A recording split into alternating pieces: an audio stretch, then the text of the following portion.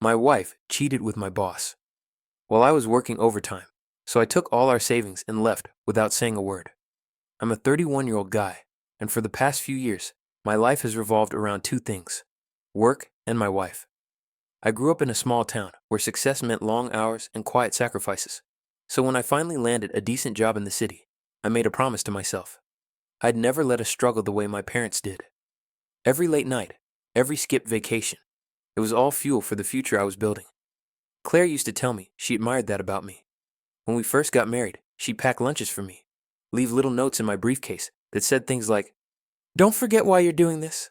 Us." Those words carried me through 14-hour shifts and weekends at the office. I thought we were a team, me working hard to provide, her cheering me on from home. Our apartment wasn't fancy, but it was ours. The walls smelled faintly of lavender because Claire loved lighting those expensive candles after dinner. I'd come home, collapse onto the couch, and she'd nestle beside me saying, "One day this grind will pay off, babe. Just keep going." I believed her. I believed us. My boss started trusting me with more projects, important ones that could mean a promotion soon. I could already picture the down payment on a house, the extra room for a nursery, maybe even a dog. Everything seemed to be falling into place, even if I barely had time to enjoy it. Most nights I drove home long after midnight, exhausted but satisfied. I'd see the glow from our living room window and think, that's my reason right there.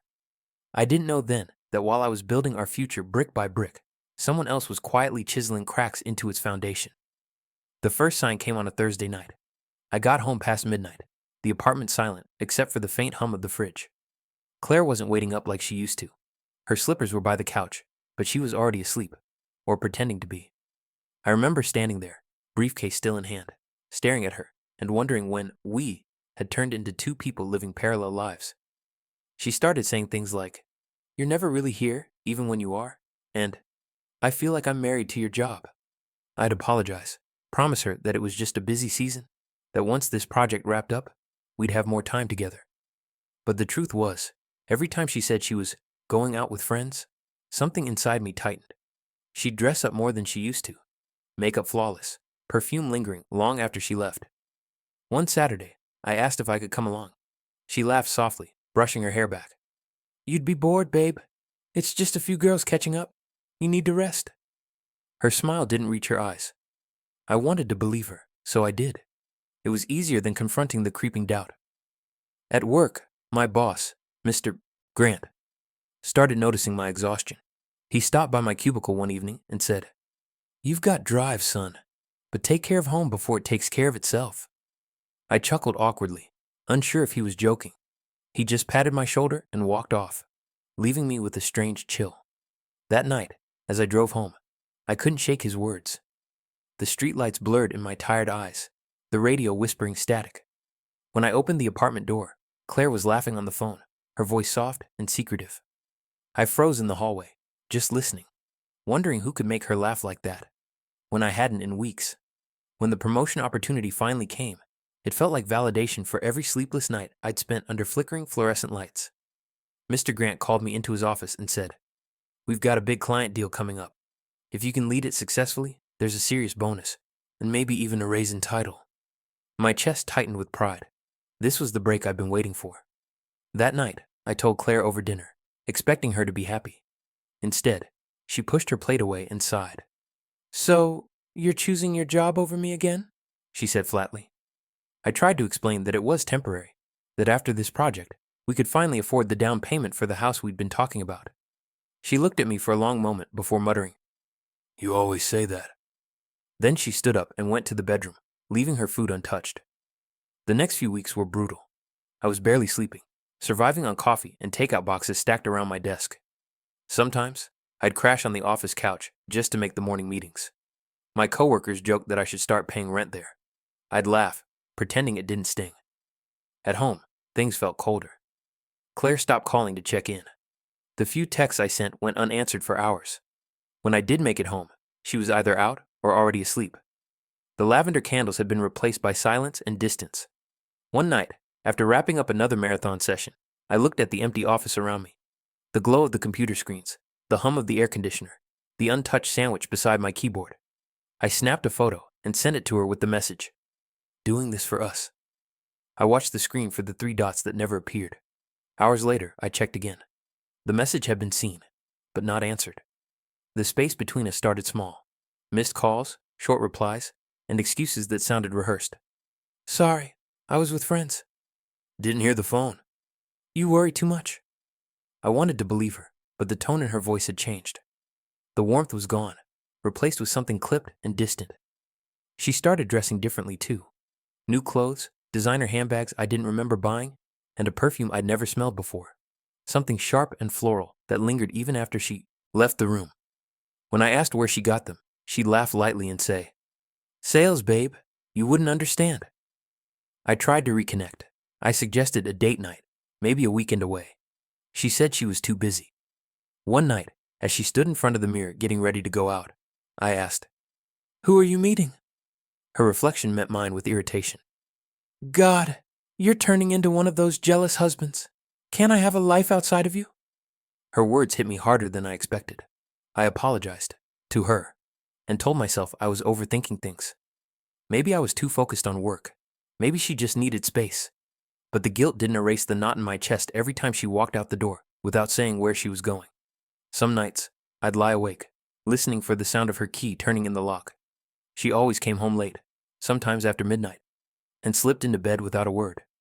Then, one night, as I was shutting off the kitchen lights, I heard her voice from the bedroom, soft, playful, and whispering into the phone.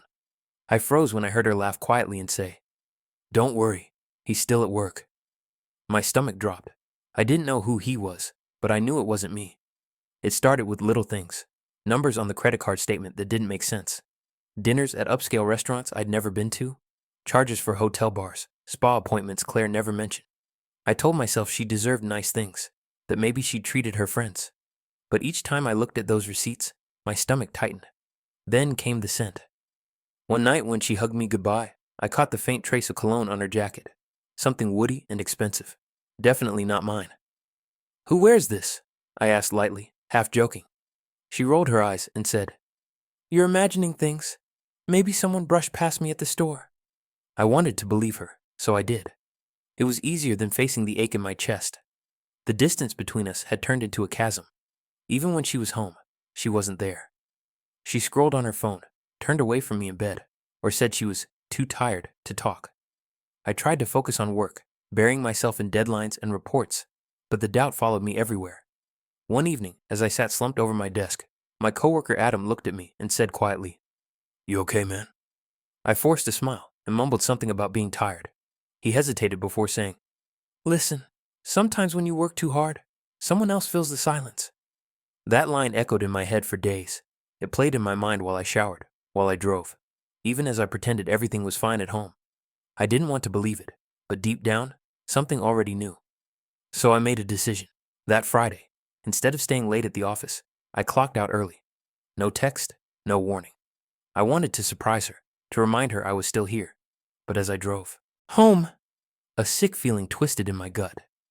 I didn't know it yet, but I was about to walk straight into the truth I'd been trying so hard not to see. The sun hadn't even set when I pulled into our street that evening. The first thing I noticed was Claire's car parked out front. The second thing, the one that made my pulse spike, was the black Mercedes beside it. I recognized that car instantly. It belonged to Mr. Grant, my boss.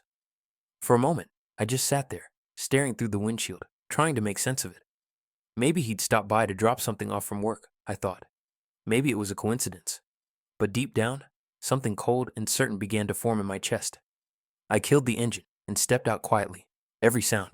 My shoes on the pavement, the creak of the front door, feeling painfully loud.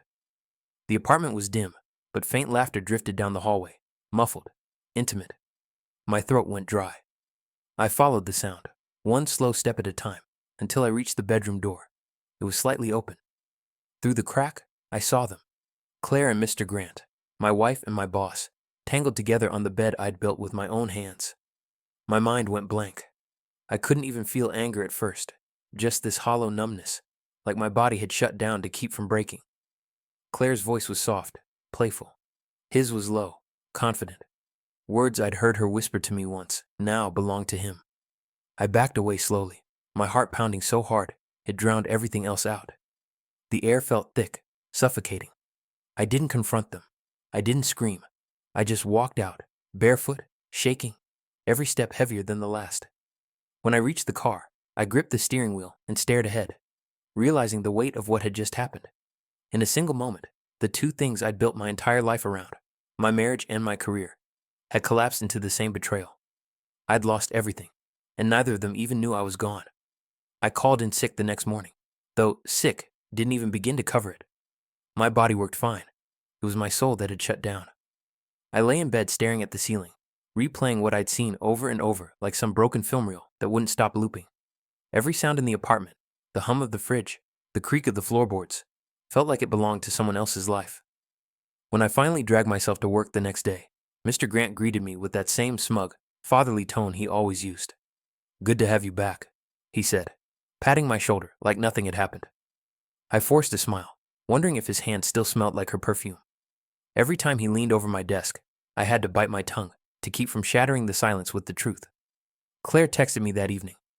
"You've been distant lately. Are you okay? You've been under so much stress." I stared at the screen until the words blurred. Stress? That's what she called it. Betrayal disguised as concern. I didn't reply. The nights that followed were torture. I'd lie awake until dawn, watching shadows crawl across the ceiling, caught between fury and despair. Part of me wanted to storm into that office, expose them both, burn every bridge I'd ever built. But the other part, the quieter, colder part, told me to wait. And then it hit me, clear as glass. They hadn't just betrayed me. They'd used me. My long hours, my blind dedication.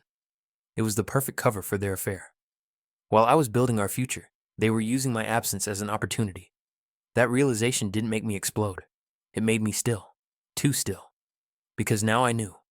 Anger fades, but silence cuts deeper. I wasn't going to confront them. I was going to dismantle everything they depended on, quietly. After the shock came the strategy. I stopped reacting and started calculating. Every morning, I'd leave for work at the same time.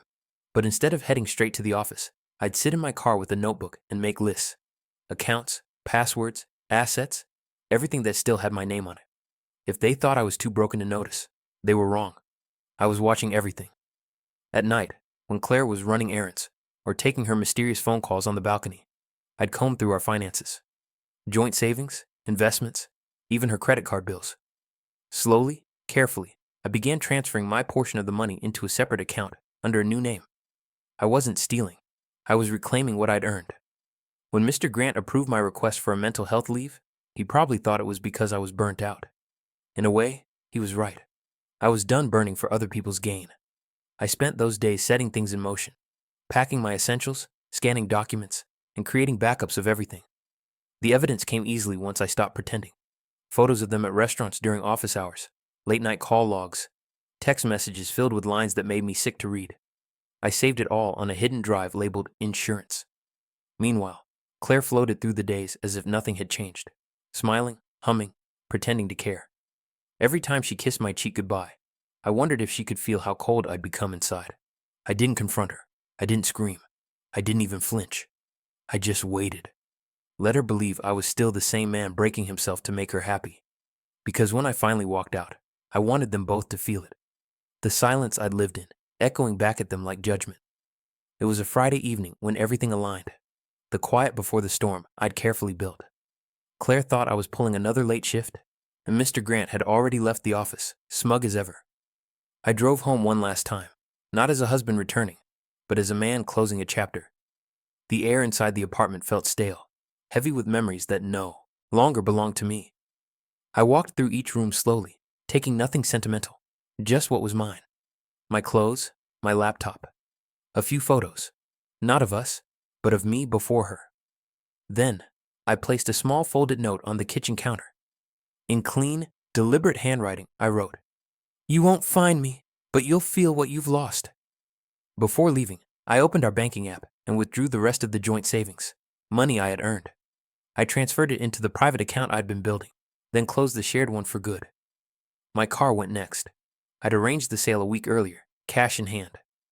I took the train out of town to the apartment I'd already rented in another city, a small, quiet place where no one knew my name. No calls, no texts, no confrontation. Just silence. The kind that weighs heavier than any shout. While I settled into my new life, I imagined the fallout. HR would soon question the rumors about Mr. Grant's office visits. Whispers would spread, his reputation unraveling thread by thread. Claire would realize the accounts were empty, that her carefully curated life had collapsed overnight. And for the first time, she'd know what it felt like to lose something that couldn't be replaced. As dawn broke, I got in my new car and started driving east. The sky was streaked with gold and pale blue. Quiet, open, endless.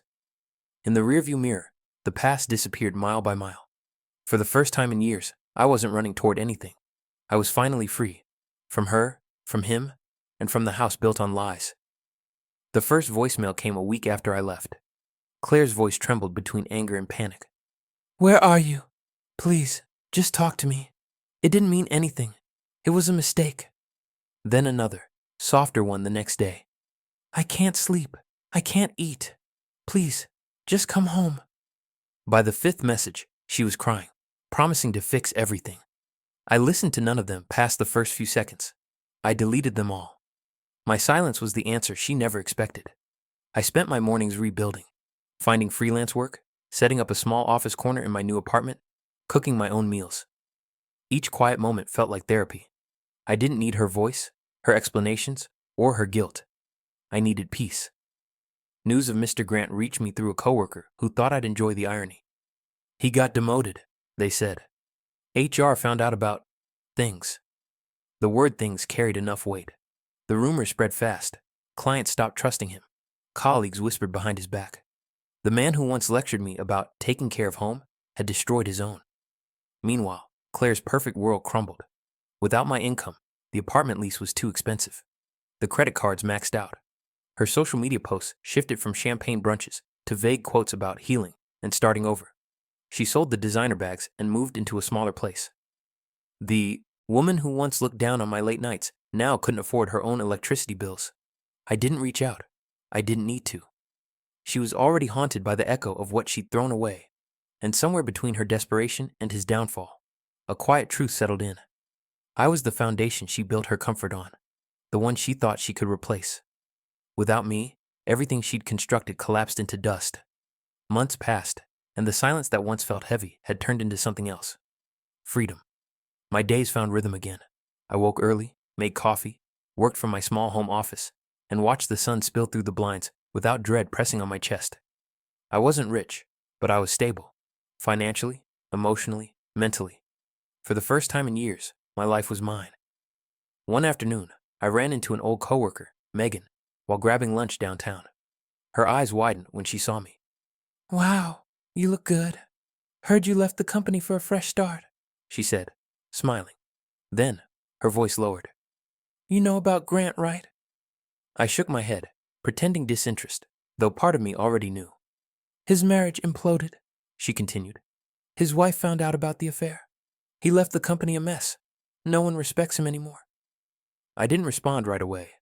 I just nodded, letting her words wash over me like closure I hadn't needed but appreciated. Before leaving, she added, "And Claire? She moved back in with her parents. Things got bad financially. She barely talks to anyone now." That night, I sat on my balcony, watching the city lights flicker like distant stars. For the first time, I allowed myself to think of them, not with anger, but detachment. Karma had done its quiet work without me lifting a finger.